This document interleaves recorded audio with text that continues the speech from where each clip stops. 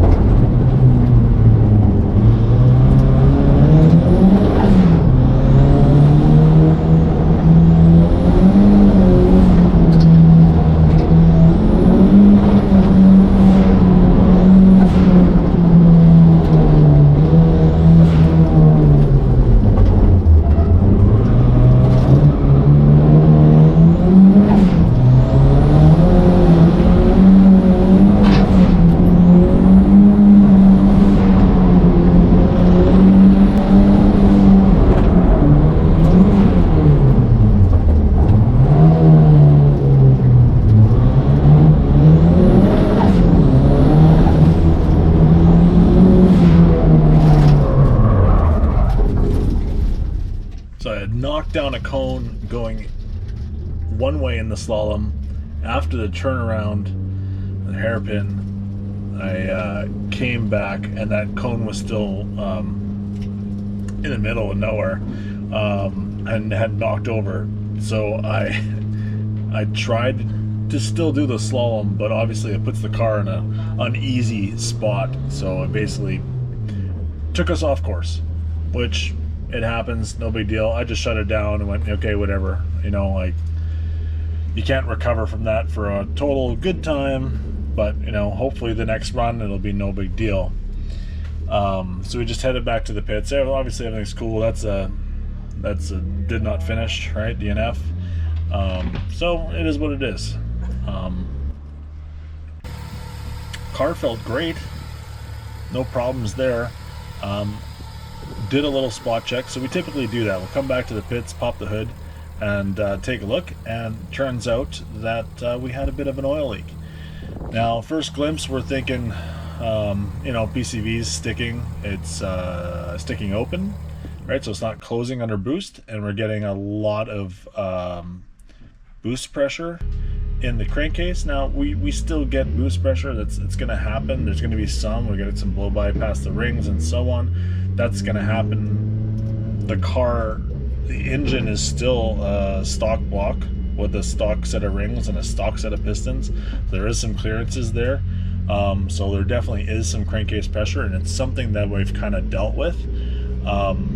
So there is some there, no doubt. But if you watch my last video, I was under the valve cover, and it could have been a problem with a valve cover gasket. So that's kind of what we're guessing at this point.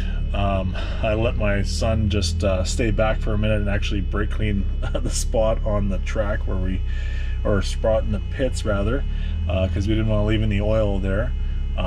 Because yeah, it was dripping from the front cross member and on both inner fenders and dripping off the hood, and yeah, it was everywhere. We didn't really lose, you know, a lot of quantity as far as, you know, getting home. It's not a, you know, the car didn't need to be towed, so to speak. Yeah, there's a bit of a risk with oil being all over the engine bay. It's probably not the best idea, but we basically just took it easy home and you know, watched for any kind of smoke or anything like that, and it was cool and happy. Well, that was less than ideal. Went to Autocross today and got an oil sprinkler. Pretty sure it's just a valve cover gasket, which is not a big deal. But it sure made one heck of a mess. So yeah, kind of sprayed against the cam gear and just shot it everywhere in the engine bay. So hopefully we can just swap out this valve cover gasket. Honestly, I was in there not that long ago. It must have folded over weird, which I think I can see remnants here. And then we're going to swap that out and then go for a rip and see if it's still leaking. Now, the funny part was, I didn't have a leak until I went on track, so it's got to be some pretty high RPM. It's got to be a lot of, pushing the car. So it'll be a little difficult to figure out if we have it fixed until we go again, but there's an event tomorrow, so time to get busy. Time to get this done.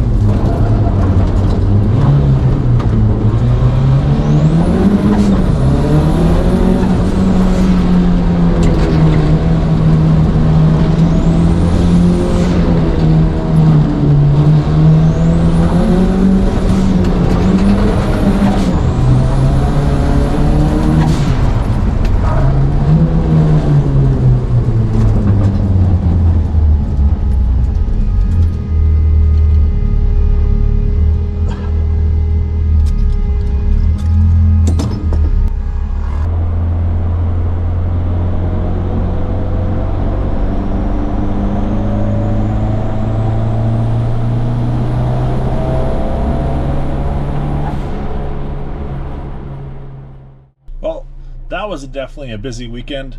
And you know what? We'll take this as a win. We got 6 passes on the second event on the Sunday, and you know what? Couldn't be happier. This actually was the last autocross for us for this year, for this season. There wasn't a lot of oil leaking everywhere, but truth be told, there was a bit of a seep on the left side of the block. There's a port on the side of the block that's supposed to be for a breather. We run it to a PCV hose, and that port had actually come loose, and we were kind of just doing checks and cleaning during passes to make sure we weren't leaving any kind of marks on the track. Try to be as courteous as possible. But the other thing is too, we were pulling out about 300 milliliters of oil out of the catch can. So every 3 passes, which isn't horrible, but it's also a lot. So there is a windage issue in this engine. One of the big changes we made between the last event and these 2 events is we upped the engine RPM. Now the engine runs on a batch fire with the micro squirt, which means if you hit rev limit, it drops 2 cylinders. If you drop 2 cylinders, you're going to flood them slightly, and then the car kind of reduces a little bit of power and almost seems like it's flooded. So once we hit the rev limiter, it was hard to get back into the power and actually have the car respond well. So we changed that. We increased the RPM, increased some crankshaft speed, and therefore increased windage. And then we're getting more oil everywhere. So definitely something that needs to be addressed. Now keep in mind, this block is a factory 1986 Ford Thunderbird Turbo Coupe 2.3 liter turbo block.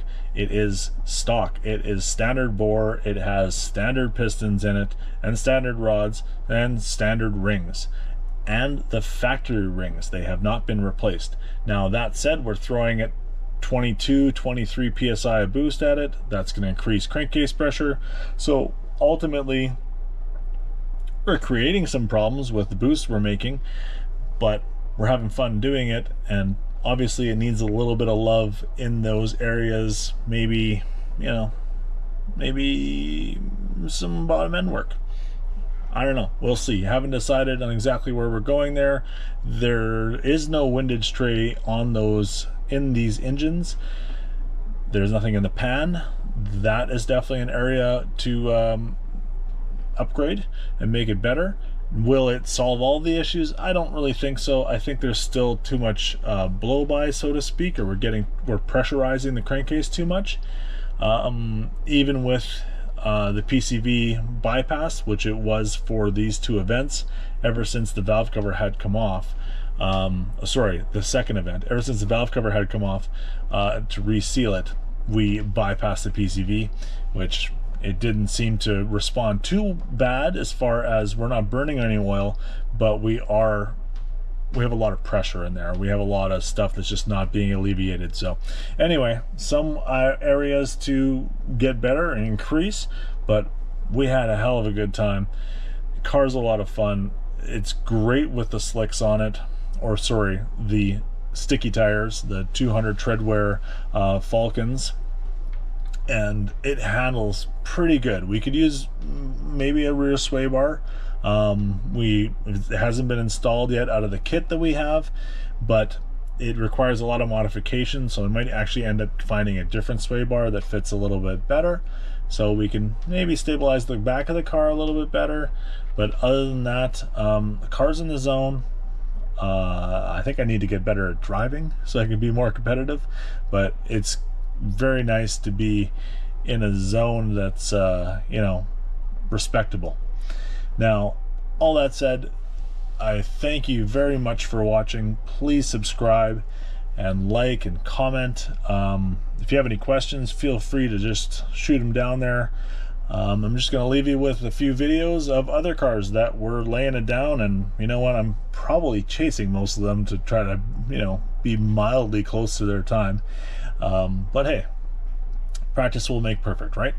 Anyway, hope you enjoyed. Thanks for watching. Take care.